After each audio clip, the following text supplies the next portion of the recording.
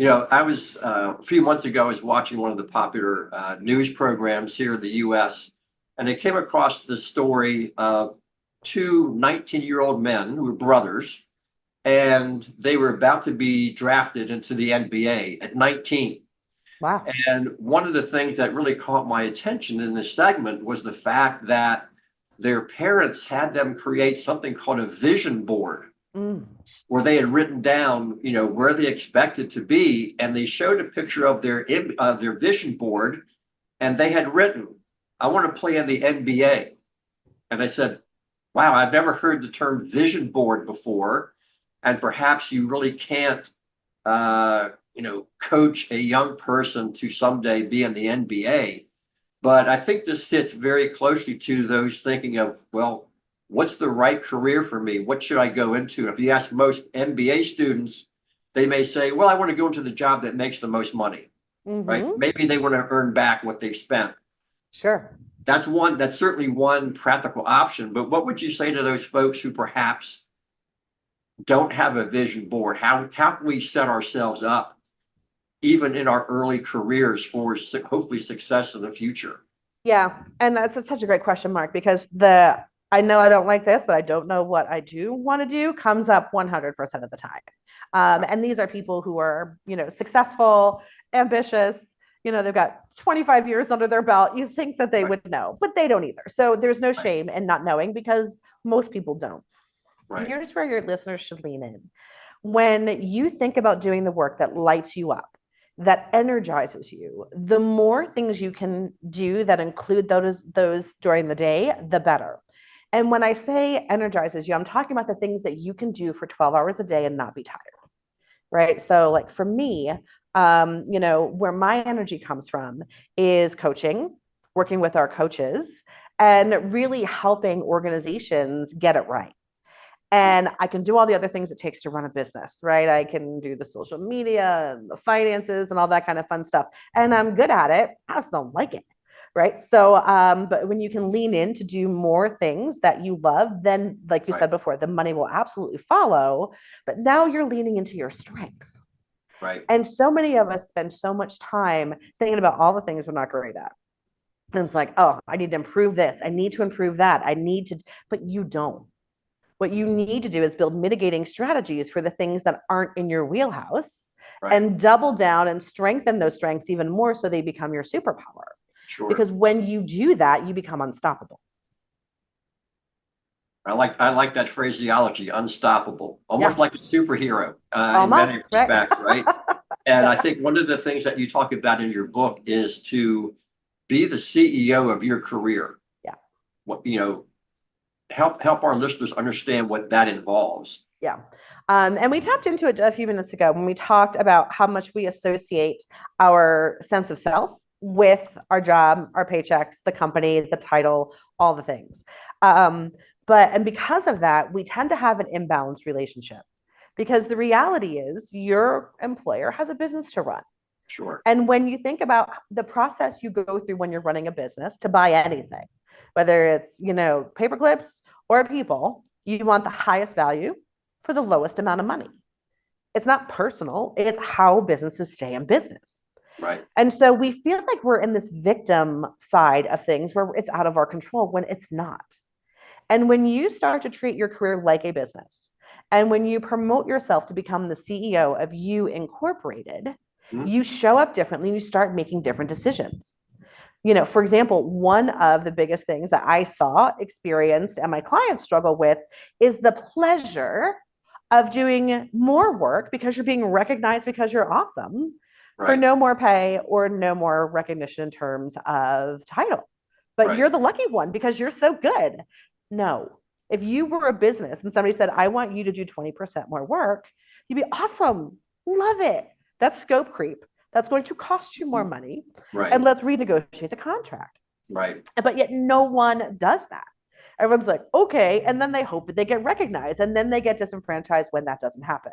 Right. And so being able to show up in a way that's like, I appreciate the acknowledgement and time is money. my skills are valuable. So let's talk about ways that we can do this in a productive way. It doesn't have to be tense. It doesn't have to be negative or combative. You're running a business, you Inc. They're running a business, and you're going to meet in the middle with something that actually works. Right. And so when you think about what does the CEO do, right? They create that vision. They build a strategy to get there. They oversee the journey to get there and make adjustments as things don't show up as, go as they plan. They make sure they've got great products and services, a hell of a strong sales team. And, Sure. If we start to look at those things for our own career, I bet you most people, and I've seen most people, don't have any of those things. Yeah. Right? They have what I call an accidental career. I did. My career was completely accidental, right? I showed up in one place figuring, okay, I'll go to college in a couple of years, and then off it went, right? In all kinds of different directions that I never expected. And so those accidental careers can be good, but you want to make sure that you've got some vision and some purpose behind it. And so again, one of the things that I think is important is instead of getting too buckled down in the detail, because things change. And I don't think we should really do any kind of planning more than 3 years ahead, just because of how much things change on the field. But instead of, and I love your MBA example because that's shaping young minds to set goals early, which I think is fantastic. And, but as we get through our career a little bit more and as we become more senior, what I would always do that worked well for me is I would come up with 3 areas that I needed to grow in. Okay. So it's like, at one point in time where I made my biggest jump in terms of career growth, I knew I needed to lead global teams. I needed to run operations because I was spending my career in strategy and transformation. Sure. And I really, really needed to focus in on the business or on the support functions because I was always in the business on the revenue side. So I need to understand how things worked in accounting, finance, compliance, lists, all those things. Sure. And so, but I didn't say I wanted to be a director or I wanted to be a this. I just said I need to grow in these 3 areas. And then as opportunities came my way, I could bounce them up against that criteria and be like, oh, that fits my list. Let's try this because you don't know what's going to happen and you don't want to leave opportunities on the table. So in terms of goal setting and making sure that, you're positioned for things to help you grow, that's one of the ways I found really has worked for me and my clients. Right. Sound like you got it all figured out, but some of these things, right? You're right. We often, I think most of us have an accidental career, Sure. right? We go to school to study one thing, and it's amazing when you connect with people on LinkedIn, as you and I have over the years. You look at people's education, and they're not in that career of what they got that degree in. That's right. It's kind of crazy. Yeah, and that's fine, because life changes. Right. And our seasonality changes and our interests change. And so I think, that's, and that's where I think sometimes we set the goalposts and then we forget to reevaluate. And then we find we're running the wrong race a few years later, right? Because the things that we thought were important to us before aren't anymore. Right. And then you achieve them and you wonder why it still sucks. Right. It's an interactive and iterative process, right? Absolutely. Mm-hmm. We stick to our game plan, and certainly in sports, no one sticks to the game plan before the game. You have to adapt to what others are doing. That's right. Exactly. And adjust accordingly, for sure. Yeah. We've been speaking with Tammy Alvarez, the author of Escaping the Career Trap. Soon to be. Oh, there we go. There we go. I love the golden handcuffs. They are real. Yeah.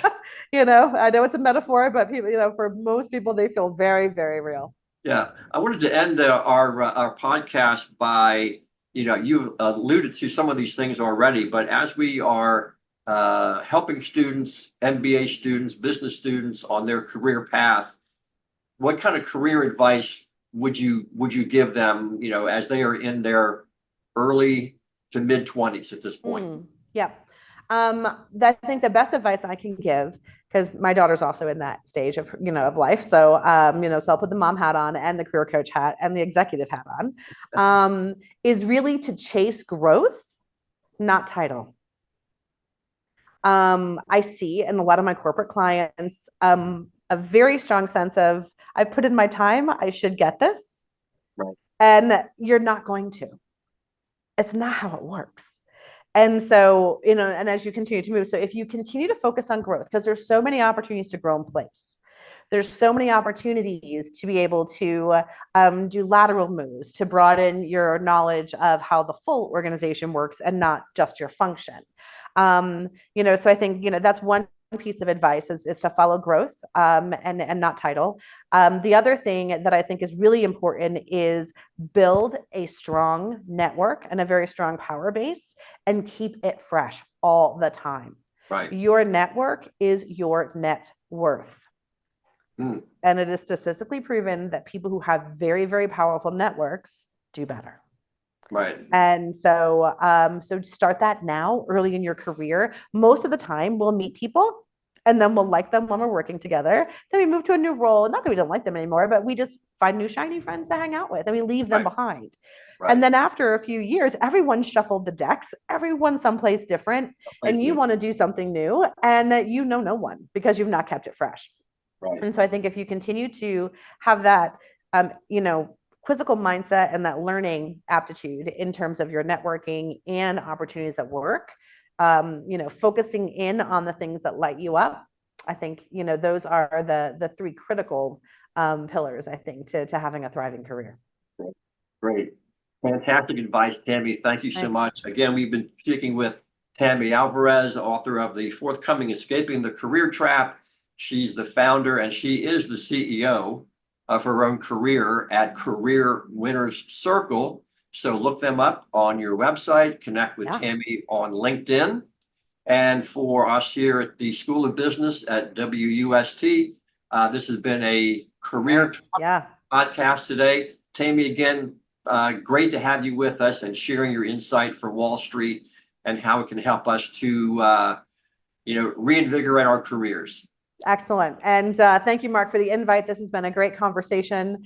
And just a little shameless plug. So the book will be out on January 16th.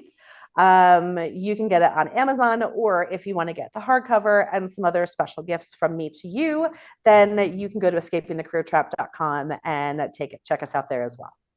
Perfect. Perfect. Thanks again, Tammy, for all that you do for helping us. Have a great rest of the day. Thanks, you too. Thanks. Take care.